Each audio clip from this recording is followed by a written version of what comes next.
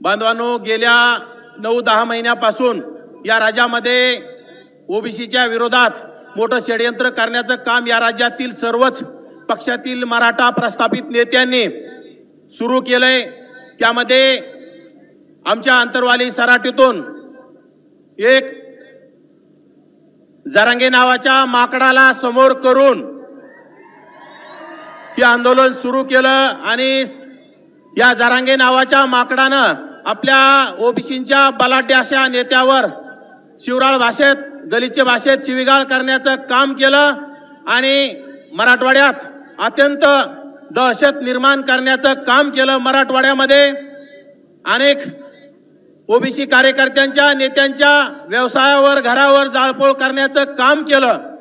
ज्यावेळी ही जाळपोळ होत होती त्यावेळी या देशाचे खंबीर नेतृत्व, ज्यांना मी फुले शाहू आंबेडकर पाहिले नाहीत परंतु त्यांच्या रूपात आज मी ज्यांना पाहतो असे त्या देशाचे ओबीसी नेते नामदार छगनरावजी भुजबळ साहेब यांनी ओबीसींना, मराठवाड्यातील ओबीसींना पाठिंबा देण्याचं काम केलं। त्यांच्या साथीला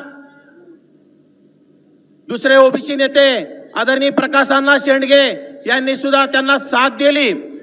त्यानंतर गोपीचंदरावजी पडळकर, ज्यांना मी गोपीनाथरावजी मुंडे यांच्या रूपात पाहू इच्छितो,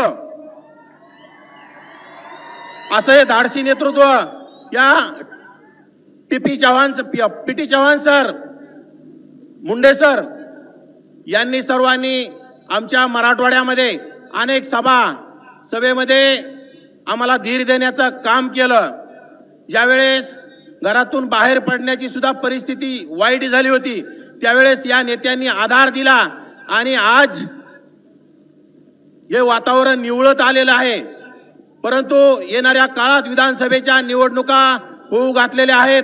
त्या अनुषंगाने आता हे नकली आणि चमत्कारी माकड महाराष्ट्रभर फिरून ओबीसी नेत्यांना पाडण्याच्या धमक्या देत आहे।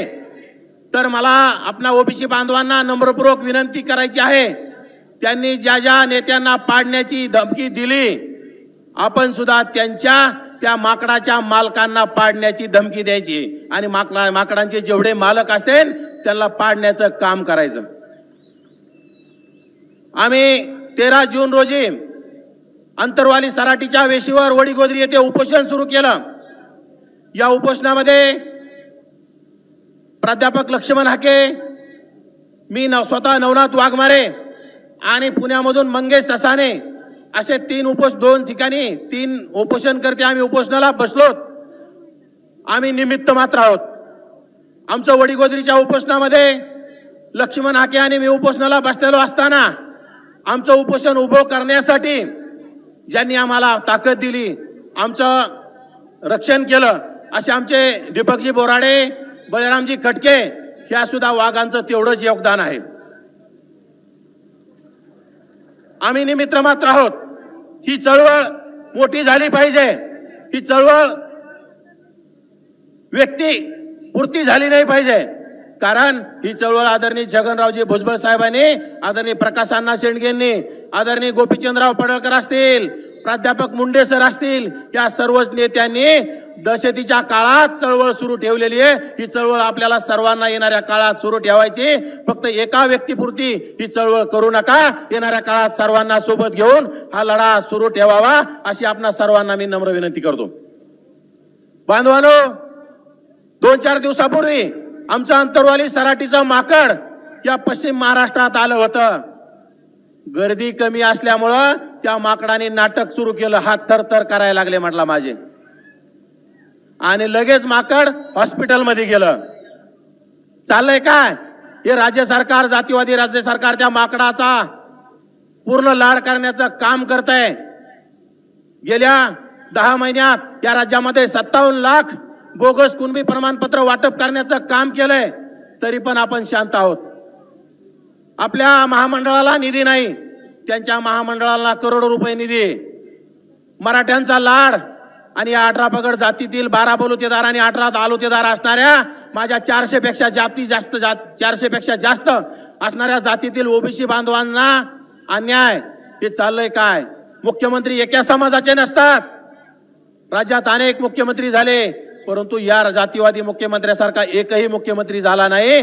त्यामुळे या जातीवादी मुख्यमंत्र्यांना येणाऱ्या काळात आपल्याला पाय उतार केल्याशिवाय शांत बसायचं नाही आणि राज्यामध्ये ओबीसीचे अनेक आमदार निवडून आणण्याचं काम केलं पाहिजे, ज्यांनी आपलं सभागृहामध्ये आदरणीय भुजबळ साहेबांच्या खांद्याला खांदा लावून, आदरणीय प्रकाश अण्णांच्या खांद्याला खांदा लावून, आदरणीय गोपीचंदराव पडळकरांच्या खांद्याला खांदा लावून खांदा देऊन काम केलं पाहिजे। त्यामुळं नक्कीच आपण येणाऱ्या काळात धनगर, माळी, वंजारी, बंजारा, सुतार, सोनार, लोहार, कुंभार अशा सर्वच अनेक 400 असणाऱ्या जातीला, मुस्लिम समाजातील ओबीसी बांधवांना, दलित बांधवांना, एसटी बांधवांना आपल्या सोबत घ्यायचंय आणि हा लढा आपल्याला मोठा करायचा आहे आणि राज्यभर या लढ्याचं नेतृत्व आदरणीय भुजबळ साहेबांच्या माध्यमातून आपल्याला करायचंय आणि आदरणीय भुजबळ साहेबांच्या माध्यमातून ज्यांनी आपल्या ओबीसी नेत्यांना धमक्या दिल्या अशा सर्वच मराठा नेत्यांना पाडण्याचं काम, घराचा रस्ता दाखवण्याचं काम येणाऱ्या काळात करायचंय आणि तो नक्की आपण करताल अशी अपेक्षा व्यक्त करतो। आणि आदरणीय भुजबळ साहेबांना जायचंय, वेळ कमी आहे, त्यामुळे माझं लांबलेलं भाषण थांबवतो। जय हिंद, जय महाराष्ट्र, जय ओबीसी।